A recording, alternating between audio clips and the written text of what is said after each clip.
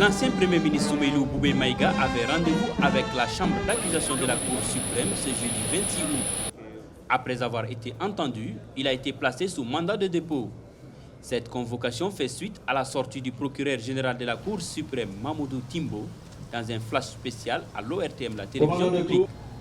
Il affirmait « Ces crimes commis lors de l'achat des équipements militaires et de l'avion présidentiel ne sont pas classés sans suite ».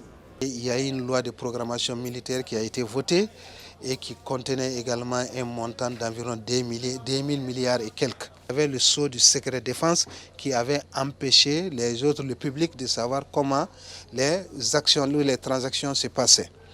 Donc après, le vérificateur a pu fouiner les nez à l'intérieur et a constaté des irrégularités par rapport à l'octroi des différents marchés. Et s'il y a irrégularité, le premier responsable qui peut signer les contrats, il s'agissait du ministre de la Défense, à l'époque qui était Soumeylou Boubé Maïga. C'est suite à quoi une information avait été ouverte au niveau du pôle économique à l'époque et que ce dossier avait été classé sans suite. Au Mali, pour juger un ministre ou ancien ministre, seule la Haute Cour de justice composée des députés de l'Assemblée nationale a le pouvoir. Le Conseil national de transition, qui fait office d'organe législatif, n'a pas ce pouvoir depuis le refus de la Cour constitutionnelle de conférer à ses membres le statut de député. Honorable. Les Maliens espèrent que ce ne sera pas une chasse aux sorcières. C'est un bon signal qu'on donne aux citoyens lambda. Mais ce qui pose problème, c'est le timing.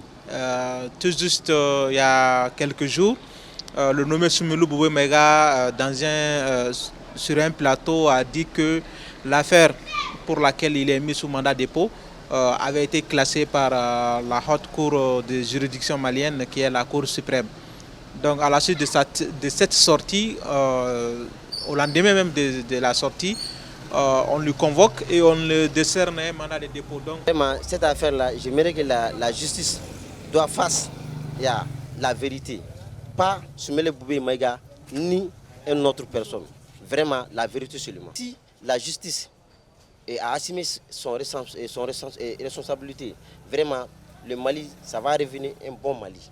Le Mali, ça va revenir aussi le nouveau Mali. C'est ça qu'on souhaite ça. Depuis l'arrivée des autorités de la transition, la soif de voir les différentes affaires de corruption être jugées n'a jamais faibli chez le Malien lambda. Nombreux sont ceux qui disent aussi craindre les règlements de compte. Un inconvénient toutefois, c'est le temps imparti à la transition qui n'a plus que très peu devant elle. Mokhtar Bari pour VOA Afrique, Bamako.